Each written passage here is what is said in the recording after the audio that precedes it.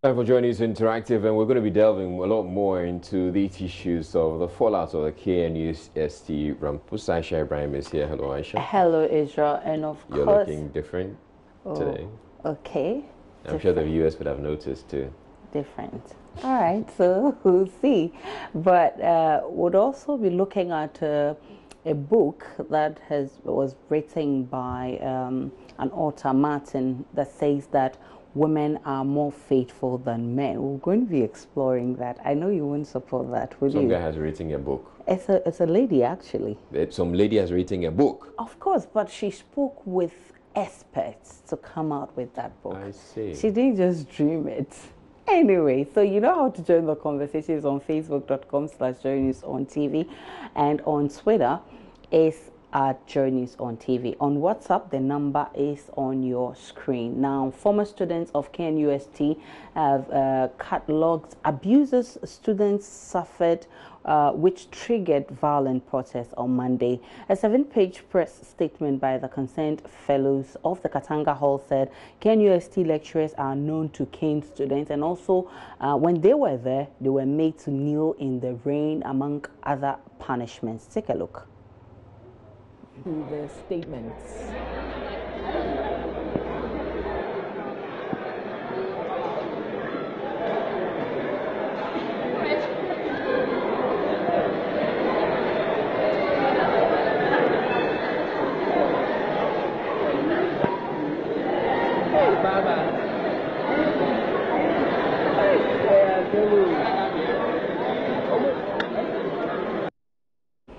Okay, so you just saw the video there.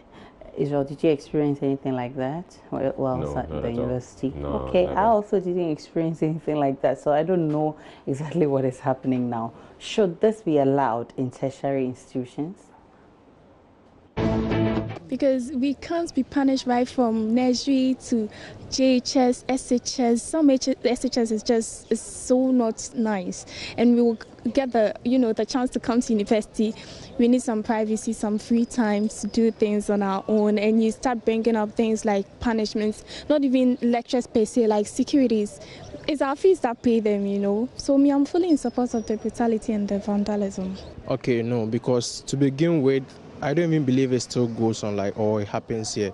I mean, everybody here is above 18, and then, thinking of something like that, it's impossible. It shouldn't happen. It doesn't make any sense. I don't know what they want to drive at or what they want to achieve, but that's not the right way to go if you want to correct somebody or direct somebody to do something right. It shouldn't be, because it's not a secondary school or a primary school where we are taking kids. At least they are grown, yes. And I wouldn't say it's bad or not, because I don't know what the lecturer is trying to bring out of the punishment or something. So, but in general, it's very bad. It's not good. When you reach university, you are matured enough to be on your own, to choose what you would like to do and what you would not like to do. Besides, everything you do will go in your account. So I don't think it's right to punish someone in the university or something.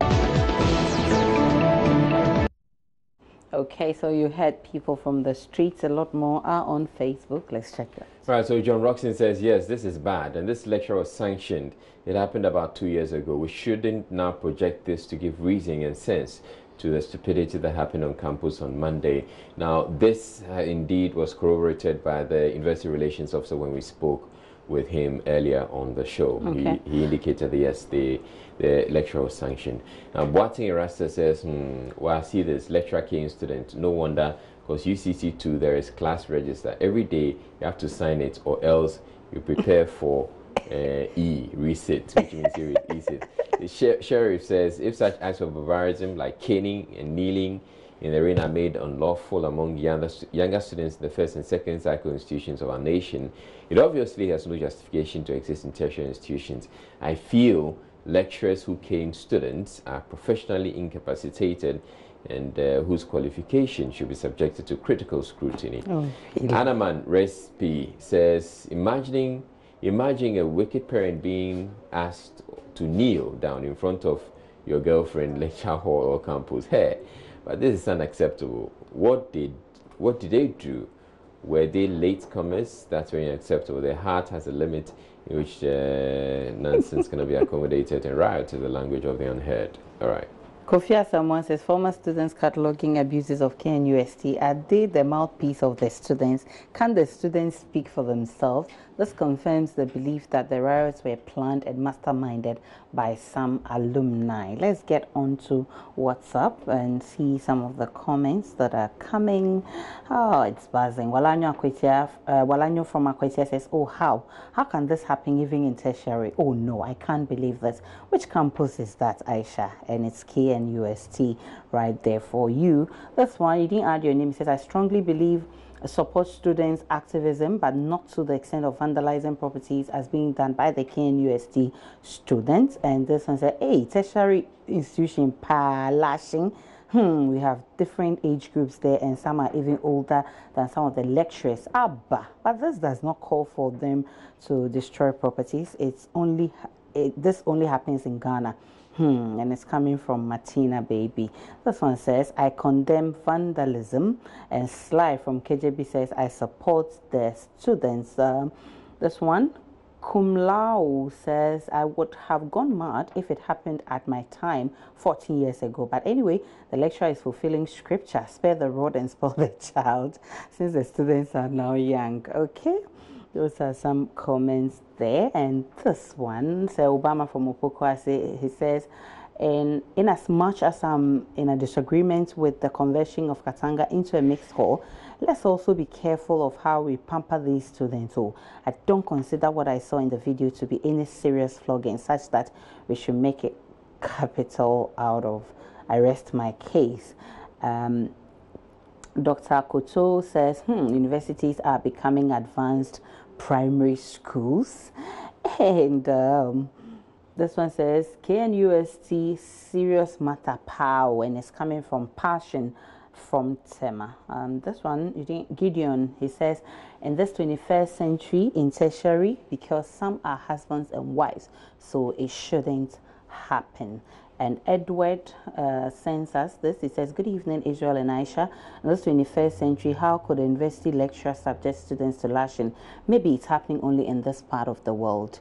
Aisha looking great tonight. Thank you very much. Is that what, Israel, is that what you wanted to say? Well, exactly. Okay, so you got a spokesperson there. Thank you.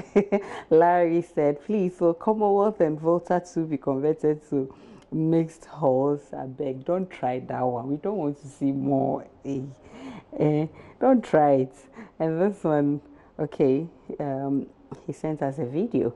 This one says, please listen to the story the SRC is telling. That is the truth and nothing else. The demo started peacefully till students were triggered. A lot of media people and others are saying stuff they don't know of. And those are some comments from WhatsApp. Now, a CNN report has tagged women as more faithful than men.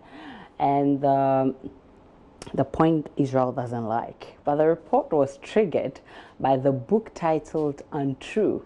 The author, Martin, interviewed 30 experts and women from all walks of life to uncover the facts about female sexuality. Some of the things she justified was the fact that there's been sayings that women cheat for love and men cheat for sex and all of that. She said those statements are unfounded. So she tried to justify those statements. So who is more faithful? Let's hear your take, men or women? Let's get straight onto Facebook. Right, so on Facebook, Memo says, men don't cheat with men. They cheat with women who are other men's women.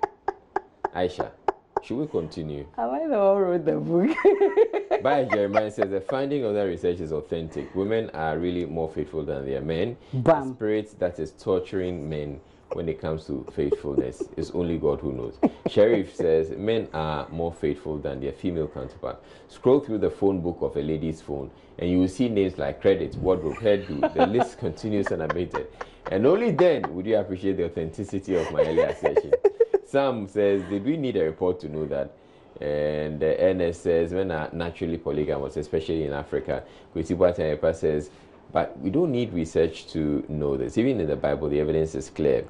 Pantia Phillips says the title of the book on True answers it all. Lumas says none is. Women used to be faithful 50 years ago. James Abusanga says, this is the most sincere and true research report ever. Women are very faithful, and my mom is my proof. Bam. Tahir says, for sure, there shouldn't even be debate on it. Women are more faithful than men in general. And the recipe locator, the fact speaks for itself. But the first post. Okay, the first asked the question. About 15. The first post asked the question: who do the men cheat with? Well, they cheat with women, but I mean, it depends on Carry the on. things they tell the women. For instance, a lot of men will go for girls and tell them, I'm not married, I don't have anybody in my life. How's she supposed to know? Is she a magician? Yeah, so that's it. Fifi from Takwa says, Israel, please, do you expect the woman in her book to praise men? No. Never mess with a woman. She's the only human being that met the devil face to face. And so today, no one knows what the two discussed apart from the Apple story.